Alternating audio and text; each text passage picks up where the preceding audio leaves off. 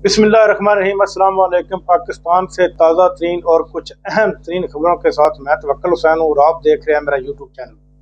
पाकिस्तान में इस वक्त बहुत सी अहम खबरें जो है वो सारी की सारी खबरें चीफ जस्टिस काजी फाइज ईसा के साथ जुड़ चुकी हैं। काजी फाइज ईसा 13 माह तक chief justice of supreme court रहे हैं और इनका ये स्याह दौर पाकिस्तान की तारीख में जब तक पाकिस्तान कायम है तब तक याद किया रखा जाएगा। जस्टिस मुनीर हुसैन के बाद ये वाहिद जज हैं जिनको अब तक जब पाकिस्तान के जिंदगी तक याद रखा जाएगा। जस्टिस मुनीर हुसैन को आज तक याद रखा जा रहा है। इसी तरह के ये एक जज आए थे 13 माह पहले, जो आप यूं समझ लें कि नून लीग के खास जज थे।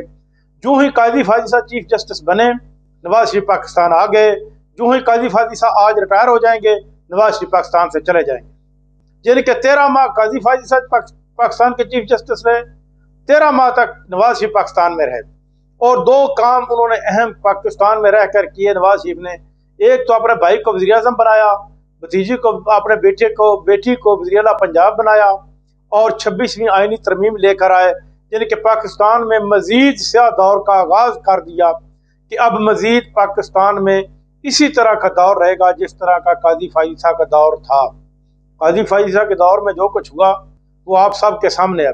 औरतों को कत्ल पमाल किया गया, औरतों को जेलों में बंद किया गया, बच्चों को अगवा किया गया, सेनेटर्स को अगवा किया गया, कौमी असम्बली के मेंबरान को अगवा किया गया, कौमी असम्बली में फसाद हुआ। इसके अलावा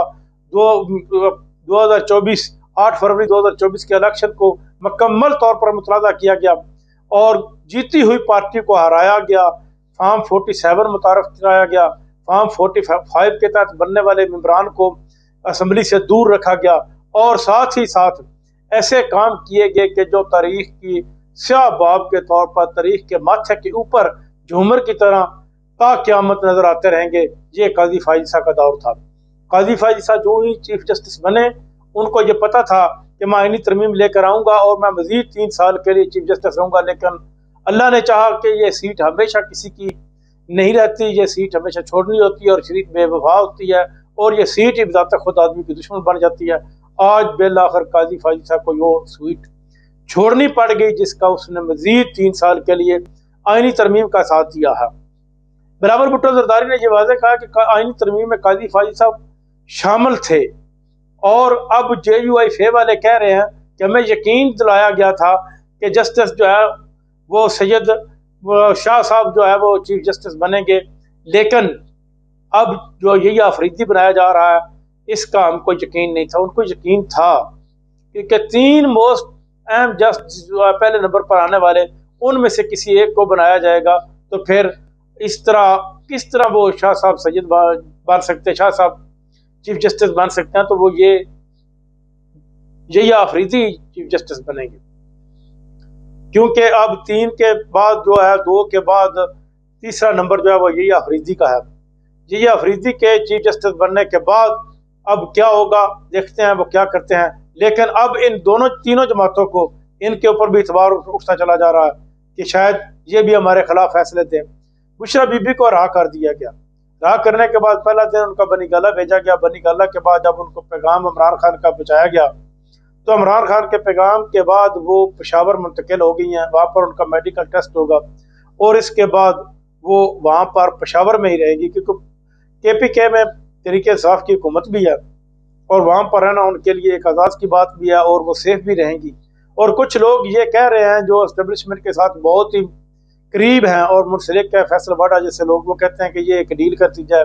ये कोई डील नहीं है, बल्कि बुशरा बीबी को इसलिए जेल में गैर कानूनी तौर पर रखा गया था कि ताकि वो इमरान खान के खिलाफ वादा माफ गवाह बन सके। लेकिन उन्होंने वादा माफ गवाह बनने से साफ इनकार कर दिया। जब इनकार किया तो उनको जेल में बंद किया गया। अब जेल से उनकी जमानत हुई है। जमानत होने के बाद अब वो अपने KPK के जेल में चली गई हैं, पेशावर चली गई। अब इमरान खान की भी जमानत तो अगस्त में बन जाती थी, क्योंकि इमरान खान के ऊपर किसी किस्म के कोई भी केस इस वक्त नहीं है। सिर्फ और सिर्फ वो एक आर्जी तौर पर रखा हुआ है किसी के कहने के ऊपर, यानी कि अदालतों ने उनको जेल में बंद नहीं किया। काजी फाइज ईसा के कहने के ऊपर आप यूँ समझ लें कि रखा गया है उनको जेल में اور اب کسی وقت بھی عمران خان کی بھی رہائی ہو سکتی ہے۔ اور دوسری جانب جو اہم سب سے بات ہے عمران خان کی رہائی کی، وہ یہ ہے کہ جو امریکہ میں انتخاب ہو رہے ہیں، جو پاکستان کی ساری سرکاری افسران کے جو سربراہ ہیں، امریکہ کا طوطی بولتا ہے پاکستان میں سرکاری افسران کے سر کے اوپر کہ وہ اب وہاں پر چینجنگ آ رہی ہے۔ وہاں چینجنگ آئے گی تو ہو سکتا ہے کہ پاکستان میں بھی چینجنگ آ جائے گی، کیونکہ پاکستان کا سارا نظام جو ہے عدلیہ سے لے کر جو ہے فوجداری سے لے کر اسٹیبلشمنٹ سے لے کر پارلیمنٹ تک، وہ امریکہ کا ہی مرہون منت ہے۔ امریکہ میں جب تبدیلی آ جاتی ہے تو پاکستان میں آٹومیٹک تبدیلی آ جاتی ہے۔ پاکستان آپ یوں کہہ لیجئے کہ ابھی تک امریکہ کی ایک قانونی کے طور پر کام کر رہا ہے، اور قانونی ہے امریکہ کی۔